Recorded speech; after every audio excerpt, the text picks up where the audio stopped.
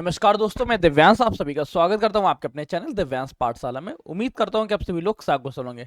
भारतीय इतिहास PYQ series में आप सभी का विशेष स्वागत है। यहां हम उम्मीद कर रहे हैं कि 10,000 previous year question series complete करें। 10,000 क्वेश्चन कितने होंगे? ये होंगे हिस्ट्री के।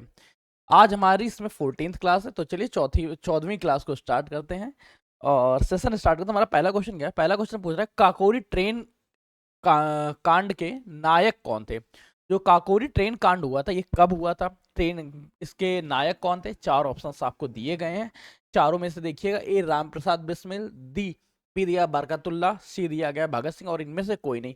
याद रखिएगा, जो काकोरी ट्रेन दुर्घटना थी, जब तक आप ऑप्शन दीजिए तब तक मैं आपको एक्सप्लेन करता हूँ थोड़ा सा। काकोरी ट्रेन दुर्घटना, काकोरी ट्रेन डकैती के बारे में, जिसको हम लोग करंट टाइम में काकोरी कांड के बारे में जानते हैं। ये काकोरी ट्रेन कांड था, ये हुआ था 8 अगस्त सन 1925 ईस्वी को। और इसके रचयिता थे राम प्रसाद बिस्मिल जी। और राम प्रसाद बिस्मिल जी की मदद तो कई लोगों ने की थी, जैसे कि अब इनका साथ देने वाले में कौन से? राजेंद्र लाहौरी, रोशन सिंह, सचिंद्र बख्शी, अशफाक उल्ला खां, मुकुंद लाल, ये इनके प्रमुख साथी थे। प्रमुख तौर से किसने रूप डाटा तैयार किया? तो वो किया था राम प्रसाद बिस्मिल द्वारा। किसी ऑप्शन में दिया गया क्या? Option number A B C D में कोई है? अच्छा, ऑप्शन नंबर ए है, तो यहाँ पे ए नंबर सही हो गया। अगले क्वेश्चन को स्विच करते देखते अगला क्वेश्चन क्या है। अगला क्वेश्चन पूछ रहा है स्वतंत्र भारत के प्रथम महाराज्यपाल कौन थे? ये महाराजपाल के बारे में पूछ सकता है, इन्हीं का पूछ रहा नाम गवर्नर जनरल के बारे में पूछ सकता है, स्वतंत्र भारत के पूछ रहा है, गणतंत्र भारत के, स्वतंत्र भारत के पूछ रहा है, स्वतंत्र भारत के पहले गवर्नर जनरल कौन बने थे? याद रखिएगा, अगर आपसे पूछे भारत के अंतिम वायसराय कौन थे, तो आपको लगाना है लॉर्ड माउंटबेटन।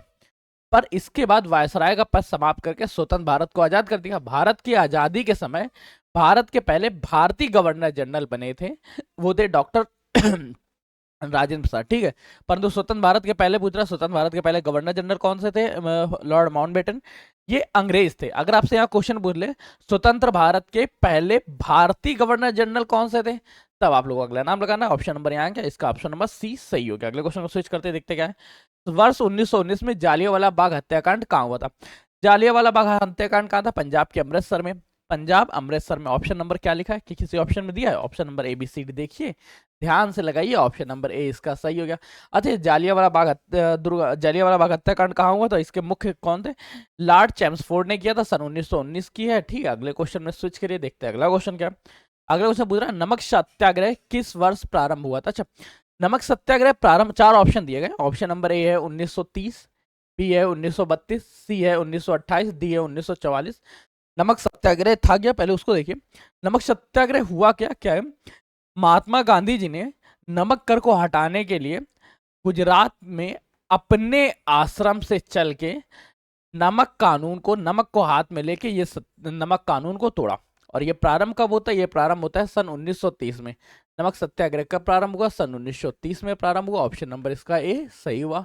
अगले क्वेश्चन को स्विच करते हैं। अगला क्वेश्चन पूछ रहा है जालियांवाला बाग के नरसंहार के समय भारत का वायसराय कौन सा था? अरे, जालियांवाला बाग हत्याकांड कब हुआ था? सन 1919 में हुआ था। हुआ कहाँ? अमृतसर में। और इस समय वायसराय के पद पे कौन नियुक्त था? वायसराय के पद पे लॉर्ड चेम्सफोर्ड नियुक्त थे। कौन थे? Lord Chelmsford. क्या किसी ऑप्शन में लिखा है क्या? ध्यान से देखिए, ऑप्शन नंबर ए में है, ऑप्शन नंबर बी में, ऑप्शन नंबर सी में, ऑप्शन नंबर डी में, अर्थात इसका ऑप्शन नंबर बी सही हो गया। अगले क्वेश्चन को स्विच करते देखते अगला क्वेश्चन क्या है। अगला क्वेश्चन पूछ रहा है गांधी का चंपारण सत्याग्रह किसने शुरू किया था? अच्छा, ये जो चंपारण सत्याग्रह था क्या, एक्चुअली एक रूल बनाया गया था अंग्रेजों द्वारा या ब्रिटानिया हुकूमत द्वारा कि तीन काठिया रूल था। क्या था? तीन काठिया रूल। अब ये तीन काठिया रूल क्या है? इस फसल का जो तीसरा भाग होगा उस पे प्रत्येक व्यक्ति को नील की खेती करनी पड़ेगी। किस चीज की? नील की खेती करनी पड़ेगी। जैसे आपके पास पूरा का पूरा खेत है, ये 3 एकड़ का। 3 एकड़ में से इसका जो इकाई भाग होगा, 1 एकड़ भाग में आपको नील की ही खेती करनी पड़ेगी। अब नील की खेती का कोई भी खरीदार नहीं था, इसके खरीदार केवल ब्रिटानिया हुकूमत ही थी। तो ब्रिटानिया हुकूमत इसकी धनराशि भी बहुत कम देती थी, बाकियों पर टैक्स भी ज्यादा लगा रही थी। तो नील की इस 3 काठिया नीति को समाप्त करने के लिए महात्मा गांधी जी ने चंपारण सत्याग्रह किया। कोई ऑप्शन थे? इजारेदारी जन्मी 3 काठिया। ऑप्शन नंबर क्या है? इसका ऑप्शन नंबर सी सही हो गया। अगले क्वेश्चन को स्विच करते हैं। अगला क्वेश्चन क्या है? निम्नलिखित में से गोरिल्ला युद्ध के पथ प्रदर्शक कौन था? गोरिल्ला युद्ध है क्या? अपनी शक्तियों को या खुद को थोड़ी देर के लिए हाइड कर देना। हाइड करने के बाद जब शत्रु शांत हो जाए तो उस पर फिर से आक्रमण करके उसकी पूरी पूरी सेना को समाप्त कर देना। यह युद्ध प्रारंभ किसके द्वारा किया गया? तब आपके पास चार ऑप्शन है, A number Aurangzeb, B number Balaji, C number Shivaji, D number दिया गया अकबर। याद रखिएगा ये युद्ध प्रारंभ किया गया था शिवाजी द्वारा, अर्थात इसका सी नंबर सही रहा। अगले क्वेश्चन को स्विच करते देखते अगला क्वेश्चन क्या है। अगला क्वेश्चन पूछ रहा है शिवाजी ने मुगलों को किस संधि के द्वारा किलों को स्थानांतरित किया? मुगल और शिवाजी के मध्य कौन सी संधि हुई थी जिसके तहत शिवाजी ने मुगलों को कुछ किले स्थानांतरित किए थे, कुछ किले दिए थे? शिवाजी ने मुगलों को दिया किस संधि द्वारा? पुरंदर की संधि। इसके बाद इन्होंने पूरे के पूरे सबको लूटा किस तरह से, सबको वापस कब किस तरह से लिया? वो लिया था गोरिल्ला युद्ध के माध्यम से, अर्थात ऑप्शन नंबर इसका क्या रहा? ऑप्शन नंबर इसका बी सही रहा। अगले क्वेश्चन को स्विच करते देखते हैं अगला क्वेश्चन। अगला क्वेश्चन पूछ रहा है शिवाजी को राजा की उपाधि किसने दी थी? अच्छा, जिस व्यक्ति ने इन्हें राजा की उपाधि दी थी इन्हें चूहे के नाम से जानते थे, साहसी चूहा भी कहते थे। क्या? साहसी चूहा भी कहते थे। और वो थे कौन? और ये नंबर औरंगजेब, बी नंबर महाराजा जय सिंह, सी नंबर दिया गया बीजापुर, डी नंबर दिया गया राजा सूरजमल। याद रखिएगा शिवाजी को राजा की उपाधि औरंगजेब ने दी थी, अर्थात इसका ऑप्शन नंबर क्या रहा? इसका ऑप्शन नंबर ए सही रहा। अगले क्वेश्चन को स्विच करते देखते हैं अगला क्वेश्चन क्या। अगला क्वेश्चन पूछ रहा है शिवाजी के राजनीतिक गुरु व संरक्षक कौन थे? शिवाजी के राजनीतिक गुरु व संरक्षक थे दादाजी कोंडदेव। कौन? दादाजी कोंडदेव। और इनके साथ एक चीज और याद रखिएगा, अगर शिवाजी के राजनीतिक गुरु तो हो गए, शिवाजी के धार्मिक गुरु के बारे में पूछ ले कभी आपसे, शिवाजी के धार्मिक गुरु कौन है? तो शिवाजी के धार्मिक गुरु रामदास हैं, सामर्थ रामदास। ऑप्शन नंबर क्या हो जाएगा? ए। धार्मिक गुरु रामदास और राजनीतिक गुरु व संरक्षक कौन थे? दादाजी कोंडदेव। यहाँ पर तो ऑप्शन नंबर क्या होता है? राजनीतिक गुरु के बारे में पूछ रहा था, ऑप्शन नंबर इसका सी नंबर सही हो जाएगा। अगले क्वेश्चन को स्विच करते देखते हैं अगला क्वेश्चन। अगला क्वेश्चन पूछ रहा है किसे अंतिम महान पेशवा कहा गया? अंतिम महान पेशवा की उपाधि निम्न में से किसे दी थी? ए number Madhav Rai Narayan, B number दिया रघुनाथ राव, सी नंबर दिया है नारायण राव, डी नंबर दिया गया माधव राव। आपको सही जवाब देना है। याद रखिएगा अंतिम पेशवा की जो उपाधि थी वो माधव राव को प्राप्त होती। किसको? माधव राव को। ऑप्शन नंबर क्या है? ऑप्शन नंबर इसका डी सही हो गया, डी नंबर इसका ऑप्शन सही हो गया। अगले क्वेश्चन को स्विच करते देखते अगला क्वेश्चन क्या है। अगला क्वेश्चन पूछ रहा है मराठा साम्राज्य की सबसे बहादुर महिला कौन सी? मराठा साम्राज्य शिवाजी के साम्राज्य की सबसे बहादुर महिला कौन सी थी? चार ऑप्शंस आपको दिया गया, येशुबाई, ताराबाई, शोरबाई या डी नंबर साईबाई। आपको सही ऑप्शंस पे टिक लगाना। याद रखिएगा इसमें सही ऑप्शन रहेगा ताराबाई। ताराबाई वैसे इनकी काल में महिलाओं का बहुत उन्नत स्थान था।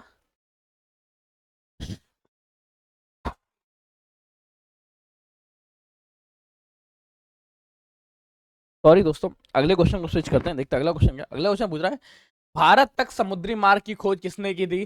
भारत तक समुद्री मार्ग की खोज किसके द्वारा की गई थी? इसकी खोज वास्को डिगामा जी द्वारा की गई थी, पर वास्को डिगामा ने भारत की खोज की थी, परंतु भारत तक आने के लिए समुद्री मार्ग की खोज केप ऑफ गुड होप के होते हुए, कहां पे? केप ऑफ गुड होप के रास्ते से। केप ऑफ गुड होप के रास्ते से किसने की थी?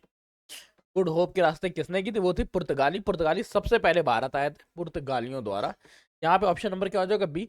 याद रखिएगा भारत पे आने वाले ब्रिटिश हुकूमत किस तरह था? पीडीएफ के फॉर्मेट था, पुर्तगाली, डच, इंग्लिश और फ्रेंच। ठीक, अगले क्वेश्चन को स्विच करिए। अगला क्वेश्चन क्या है? अगला मुद्रा दयानंद सरस्वती द्वारा स्थापित क्या है? दयानंद सरस्वती जी ने किस समाज की स्थापना की थी?